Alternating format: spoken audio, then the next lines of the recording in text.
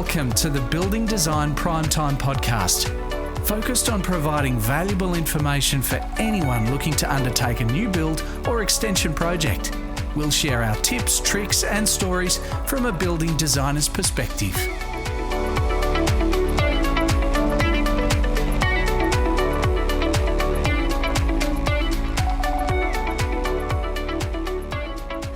Welcome to the Building Design Primetime Podcast. I'm your host, Amelia, and once again, we're joined by Frank Geskis. Hey, Amelia. We're going to do this again, aren't we? Another podcast. You said 114, didn't you? Yeah, 114th podcast. That's a lot. It is, quite a lot. Yep. Yeah, we're going to do this one a little bit different this time. Yeah, I feel like I'm under the microscope a little bit on this one. Oh, you are. But it could be me too. That's true. You know, and how we set up systems. So, Amelia, you're getting a new house designed through Prime Design. I am. It's very different being on the other side of the table. It is. So I'm going to ask the questions this time. Okay. Because you're experiencing what all our customers experience. And you work in the social media coordinator, marketing side, websites. You organise that for Prime and all the other businesses. And you don't necessarily work with the design side of things. The guys supply you information, put posts up, like newsletters, website, do the podcast and all this. Right. You do so many things. But in terms of technical knowledge for designing a house, I'm pretty much your regular run-of-the-mill person off the street. I don't have any experience in that. Other than you love looking at it and you love houses. I do. You absolutely love it. So we're going to go through a bit of a question and answer thing, kind of in Amelia's experience, because we told her what to do at the start, like we do with every customer. What is the brief? What is the scope? And we work really hard on that. And Amy worked with you to go through that. Yes. I believe. She has. So then from there, Amy gets a good understanding of what you want to achieve. You've got a beautiful acreage block and you've got a brief that you've put together, and you've just received your first concept sketch back. I have. And you asked some interesting questions about that, and I thought this would make an ideal perspective from a customer and how you've experienced and the reasons why we do things in a certain way. And this is unscripted, by the way. We're just doing this ad lib because we think this should be raw and good, bad, the ugly. We need to put this across because I can learn things off this as well to improve how we do our business. Mm-hmm. So you received your first concept sketch, and let me explain what that is. It's essentially the site plan. You've had the detail survey completed. No, it was not just yet. purely the sketch. So it's been placed on the site, approximately where it might go in relation to the north, access, neighbouring properties, all that, all neighbouring blocks, because you're in acreage. Yes. It's like, because how big's your block? It's 25 acres. Lovely. A beautiful, pristine Tasmanian acreage. Yep. 2 trees, all grass pretty much, and a dam. Awesome. Mm-hmm. A dream for a lot of people. And in Tassie, it's still quite a possibility having these wonderful blocks. And they're, how far out of town is it, out of Launceston? Let's say less than 20 minutes. 20 minutes drive. Mm-hmm. So, in worst case, in Launceston's terrible traffic, it might take you 30 minutes to get to work. Oh, not even, I don't reckon. Yeah, there you go. Yeah. Sorry, I had to plug that with all you guys living in the big cities, especially Melbourne and Sydney, where it might take you a little bit longer to get to work and from work. Probably. So, Amy's got the brief. She sent the brief back out to you to have a look at. You all okay. You've now received your first sketch, which, like I said, site plan without the detail survey yet, and basically a floor plan. It's just a floor plan, just to start with. Yes. So what was your experience of receiving that floor plan? No side views or 3Ds at this stage? That's right. Just a floor plan and a rough idea of where it will be sitting on the block and I guess how it's orientated on the block as well. And the overall size of the house, approximately. Yes. Where it's based on that sketch. Yes. How many square metres did it come in, may I ask? 30. 30 squares or 30 square metres? 30 squares. So that ends up being... wow, that's a big house. 283. So that's still a big house. Yeah.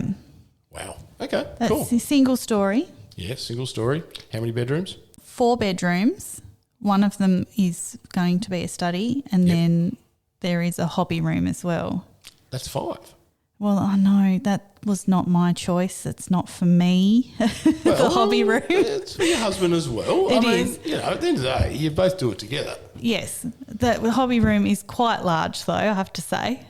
Okay. I very thought that was going spacious. in the shed. Anyway, it doesn't matter. It was going to go in the shed. This is probably a disagreement between my husband and I, but That's okay. That's what happens. that's okay. That's what he wanted. He told me what he wanted, and that's what the information that was given to. Yep. And that's how it's got to be designer. done. You give all the information as a partnership. You do that, and you work through it. So, what was your first impressions? You went through it. The excitement. Yeah, I was pretty excited. I think we were actually recording the last podcast when the email came through, so I had to be very careful not to get distracted. And also for your husband as well, he'd be pretty excited to have a look. He was, yes. Cool. Yeah. So, feedback. Okay, so I guess the first thing is you try and get your head around what it is that you're looking at exactly in terms of, okay, what do these lines actually mean on the page? Where are the openings? Where are the windows? How big are the windows? Is the alfresco actually covered in? I'm not really sure. How far does the roof line actually come past the, main house? All of those little things sort of creep in, and you start to realise, okay, I probably have a few questions I have to ask to figure out what it is I'm actually looking at.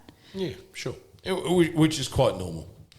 So, just from my point of view and experience and how we generally do this in prime design, we always start with a basic sketch for the floor plan. And that's purely to get the sizing right. Does it flow right? The functionality of the building. That's really, really important. And that we like to focus on that first. Now, I'm not saying this is the right way. It's just the way I've learned, developed, but also the rest of the team. There's other designers, architects, they will go a lot further. They'll get you the 3D straight away. I know, do full renders and go berserk. And they're selling a dream of the total form. I think that's a little bit premature because I would like to get the functionality and facing in the right direction. We can work on the forms later. And the idea is to get all your room sizes right. Also recommend you got the basic dimensions on there. Grab a tape and compare it to what you already have. That's actually exactly what I did for bedroom sizes and the width of the hallway as well. Yep. I pretty much provided the designer with what we have in our current house because I was happy with those sort of sizes. They're a little bigger than the standard. Yeah. And the same with the hallway as well. Yeah. I don't like anything too pokey. No, and that's fair enough. But at least you go through that process and then you go, yep, check it. And then you go, oh, no. You might find stuff, rethink about it because now it's put on a sketch. Classic examples like your ensuite and bathrooms isn't sometimes exactly how you want it. There's multiple ways of doing it, but you are limited. Yes. And the other limiting factor is, like we just spoke about, the overall size. You might go, wow, that's big. That is big, yeah. It is. And then you've got to think, how much is it going to cost? Well, that's right. Is it going to fit within the budget? That's right. And this is where you've got to go through this process, and that's why I find the floor plan's a good place to start. Because floor area, you can generally work out a square meterage rate on the style of house. Kind of. And we're not experts in the cost of construction because by the time you actually start construction could be anywhere between 6 months, 12 months, 18 months or longer. Yes. And the price of construction could change. Yep. In the last 5 years in Australia, it's gone up somewhere between 30-40% depending where you are in the country. Yes. Wow. That is a lot. Yep. So from there, have you been pondering, thinking, going over the plans multiple times? Yes. So you mentioned a few things about what do these lines mean? What is this size of this window? Is the alfresco filled in? Yes. So have you written all those questions down? Not yet, no. Okay. I probably should though. Yeah, no, I was about to say, the most important for us as designer is feedback. So then writing down every question, and there's no dumb questions. And just reiterate, you need to be very clear and brutal with your designer. If you don't like something, say so. I'm not, like, for me personally, I'm not in the space to do something you don't like, and you're not going to offend me. No. And I mean, you have to start somewhere too. And that's what There's the point only is. so far you can go without knowing what you do like when it's actually on a page. Because it will change once you get the 3D models. True. Yes. And then you go, oh, it's not quite how I imagined it. But on plan it looks fine, but in 3D, it's not. Because we also, once we get to that stage, we also send out a 3D model that you can upload on the screen and spin it around on the screen, pop the roof off, have a look inside with no furniture. It's just the basic forms and shapes. You look at the windows, spin it around, how does it sit on the site? And we found that very helpful for a lot of customers to be able to view that, or come into the office and view it if they don't know how to do it. Yes. That's going to be the next stage for you, I would just suggest. That's exciting. It is. Where do you think you're at right now? You're still pondering and thinking about stuff? Yeah. I think this weekend will probably be sitting down and actually going over it properly, just the two of us. Yep. Without everybody else's input. Oh, 100%. I mean, I love my family, but they all have opinions. Really? Really? And you bring up a really interesting point there. Why haven't you shared it with your family? Oh, I have shared it with the family. Okay. Yeah, they're excited for us as well. Some of them have been through this process before. Some of them have not. Yes. So obviously their perspectives are all very different because of that too. Yep. Everyone's got an opinion. Yep. It's very interesting that. How much weight do you put on their opinion? No, not heaps. And I don't mean that in a bad way. No. And it's not meant to be that way, because it brings up a really interesting point over the years. And I've had people's ideas, their scope, their dreams been altered by other people's opinion. And I'm not talking about, oh, look, maybe having a separate toilet rather than in the bathroom, or an island bench better than this. I'm talking about wholesale changes because it's the way they like stuff. Oh, you're mad if you do that. Oh, really? Your lounge room has to be 10 by 10. You can't have anything smaller than that. You know, people's personal opinions rather than thinking of what you wanted at the end of the day. If you're questioning what you wanted, that means you weren't sure in the first place. Yeah, that's true. And it's one of the biggest challenges we face in what we do, because it's your castle. You have your castle the way you want your castle. And I think it's a very important point, because too many people put opinions in and it means nothing because they are not going to live in it. You have to be really happy with it. And this is going to be for you. Yeah. But also, this is a good time to work out roughly what's it going to cost to do, because we're at 185 or 183 square metres. Oh, sorry, 200. Sorry, I missed 100 square metres there. 200 odd square metres. And you can then multiply that by an approximate square meterage rate. We talk to builders and say roughly this. Now, please be aware, it's only an idea of cost. Doesn't mean the type of fit out. That's right. Type of glass, type of cladding, roof shape, topography, that's still to be developed. But this is where we use a quantity surveyor to actually accurately price it, or if you're working with the builder, even better, they will price it up properly for you, or at least budget pricing within 20-30%. Yeah. So where to from here for you? I guess the next step is to make any changes, feedback. Questions. Yep. Questions that we have. What does this line mean? Yeah, exactly. How Yeah. to interpret the plans. Yes. And that, as a designer architect, they've got to be very conscious of, just because we do the drawings doesn't mean you can understand them. Exactly right. You know, and that's our job, is to translate that, your ideas, onto paper and then help explain. It's really interesting too when you get that first concept back, and both my husband and I, we thought basically the whole plan was mirrored the opposite way to what we thought it was going to be. Okay. Which is interesting. So we thought the garage was actually going to be on the opposite side, but it's been drawn on the other side. And I mean, there's nothing wrong with that. It's just interesting how you have something in your head. True. And then, it's drawn different. Now, I haven't seen the plans. No, you haven't. And I have suspicion Amy would have designed that so it works better with getting The sun. the morning and Yes. and morning and midday sun. We don't aim for the afternoon sun here in Tassie, because during summer it is a shocker. It's really hot. It's terrible and low. Yes. So morning, midday, wonderful. And it's just built into us to do it that way. Yes. We have people that come in and tell us, oh, we want it facing this way. Says, you get no sun, don't care. And it hurts our brain. Yeah. Because we're trying to get natural sunlight. That's right. Warmth into your house. And once you have it, once you get that beautiful warmth into your house and you go into another house that doesn't have it, you know there's something wrong. Yes. So, yeah, it'd be good to see how you go discuss with Amy on that, and I'm more sure it's for that exact reason. I would say so. We did discuss it because where the views are is completely in the wrong direction. It's in the south, isn't it? Yeah. Yeah, you're looking at the Western Tiers, aren't you? Pretty much. So that's the Central Plateau for those outside of Tasmania. You can see the mountains to the south, and they are beautiful. But south doesn't get you a lot of natural free sunlight and heat. It really doesn't. Makes it very hard to design. It does. But that's okay. I've spoken to Amy about it, and I said, I would rather have a house that is, gets more passive solar gains than looks out at a mountain, which you can, and as she said it, you can just go outside and have a look at it. Yeah, it's not the same when you're having a cup of tea. True. Is the alfresco, will you say from the alfresco?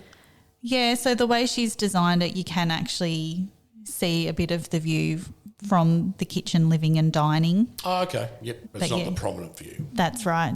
The prominent view will actually be the back paddocks, which I'm not mad about because all my horses will be in there. I was about to say, your horses will be in view. And yes. So that was in the design brief as well. View the horses. Yes. Sounds great. Okay, I'll be interested in the next stage, because the next stage is, I believe, working through, tweaking it, listening to your wants and not, and then doing 3D perspectives. Yes. And that's the exciting bit as well, because you get to see how the forms work and the windows. Comes to life a little bit more, doesn't it? Certainly does. And then this is also getting close to that practical side of it as well, of the shape of the building. Yes. So that also takes another level of excitement. So you see, we like to do things in baby steps. So you're focused on the functionality of the layout. Then you're looking at the forms of the building.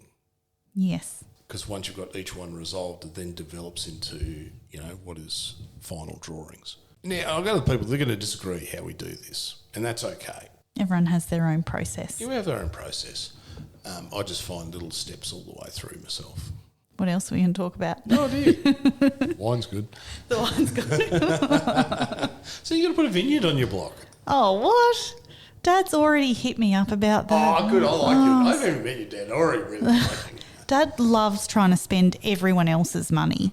Ooh, is he Dutch? No.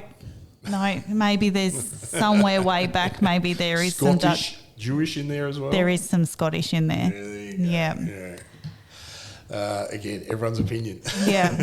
Dad's always got an opinion. Yes. Okay. So maybe in a few weeks we talk again to see how, and probably when you're getting ready to go for planning approval. Because you've got a couple of key things now. Yes.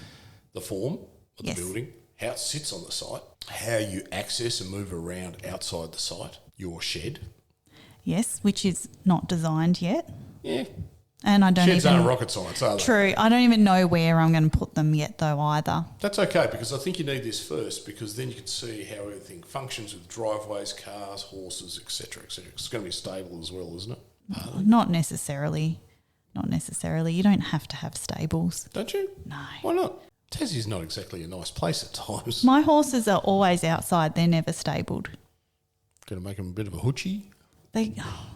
People coddle them. They wear coats and, put rugs on them. And I've seen on people's dog. People do it on their dogs. I wouldn't do it to your horse. Yeah, you put rugs on them in the winter and then they trash them. And so hardening them up. Yeah. They're not a pack of softies. Well, I'm probably mean. I think I've only got one of mine's rugged and the rest are just in the nude. El natural. That's right. Oh man, we're off track there. We did. So then that next stage is just planning all that site, and you're still deciding whether to go off grid. That's right. So that was an interesting point. Yeah. So that's still part of that decision of whether you're going off grid or putting power into the site. We need to weigh up what is actually going to be the most cost effective. I know at the moment the government actually have some incentives for going off grid with battery. those loans still available? Yeah, they were only just released, I think June or July this year. Okay. Oh. So it was fairly recently. Oh, it must be Those another incentives incentive. came out. The Tassie government's had quite a number of those incentives. It's been pretty good. Yeah, but the outlay for going fully off-grid is quite expensive. Yeah, it worked out for my house. It was about 54,000. Yeah, I think Nick priced it about 60,000. Now, but be aware, the bigger your house, the bigger the system. You know, it's just the way it is. You can make it, unless you really design for high-performing, thermally efficient. I can't get my words out. You need to have another sip of wine, I think. Yeah, I'm with you on that one. Yeah. High-performance home. Good job. Thank you. You could go passive home, but then you're paying for a certain level of cost with that as well. Yes. So those are all decisions you've got to make as well. Yeah, the other thing that we really had to factor into our costs was the fact that we don't have any services on our block at all. We have no water, no sewer, nothing. But there's water to the block though, isn't it? Oh, no, you're on tank. It'll be tank. Pure tank water. Pure tank water. So then you're buying X amount of tanks for supply, tank for fire, Yes. and pumps to suit. Yes. Okay, then you've got a wastewater system. Yes. And a house of that size. Gee, you're going to be dropping 45, 50K on that system because of the size of your house. Yeah, it's not cheap. And your driveway. And our driveway, and on top of that, then you've got the issue of the power. So even if we use mains power, there's power to the road, and then if we set back 150 metres from the entry of the driveway. Yeah, we're interested in what that costs because I know with my house we're nearly 100 metres. Mm-hmm. And That was quite expensive for you, wasn't it? No, well, it's better than I thought it was, but they're using aluminium, not copper. Did you go underground? Yes. Yeah, that's a bit dearer than the poles. Very much so. Very much so. But those are the decisions you've got to make.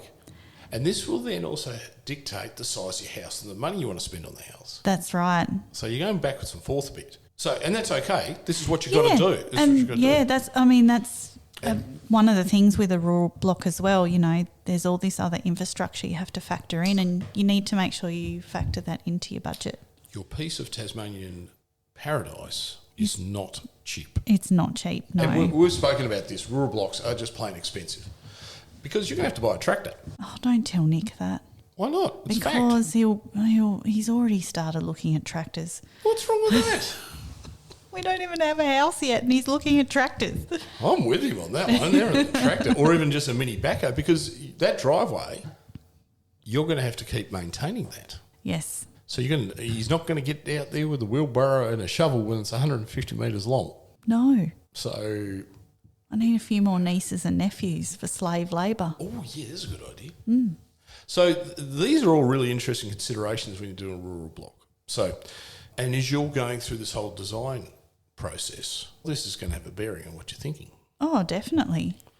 So, yeah, very fascinating. And you've only just started. I've only just started. So watch this space because it could completely change. There might be a smaller house. We're actually looking at down the track putting a granny flat as well.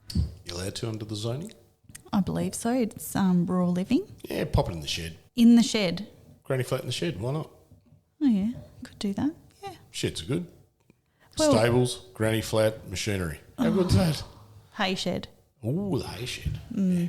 Train shed. Yeah, that too. Well, yeah.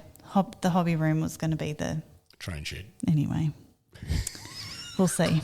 Watch this space. But this is the classic thing that we all have our wants. And I had this the same with my wife when we were going through our house. I wanted certain things, but she wanted certain things. And it's all about the compromise. How do we make it fit? How do we make it fit within the budget? Oh, that's right. And just starting off the sketches, does it work, doesn't work. This can be fun or traumatic. Well, so far it's been fun. I wouldn't call it traumatic. No, but sometimes as a designer you have to be the, shall I say, marriage counsellor. I kid you not, I've had to do it a few times. Hopefully it doesn't come to that for us. No, hopefully not. But look, this is why I honestly believe in trying to enjoy this process as much as possible, but also do a lot of research. You're doing research on power and a whole bunch of other stuff, and that's great, but you've got to keep researching all the way through, and it won't stop until you sign that contract with a builder. Yes. You've got to find the right builder. Now, that's a whole new podcast, which we've done previously. We have. But I've got some more information which was really interesting from someone who's gone through hell with a builder. Okay. That's going to be another podcast. Yes. Okay. Interesting. Yeah. So what not to do? Yes. Okay. And no, probably more what to do. Yeah. What to look out for. Yeah. Red exactly. flags. Lots of red flags. All of that. Yeah, cool. I think that wraps that one up, doesn't it? Is that what you were going to say? Yeah. But you usually wrap these things up. I don't. Yeah, true. All right, we'll wrap it up then. Thanks Okay. for listening to the Building Design Primetime Podcast. Catch you later.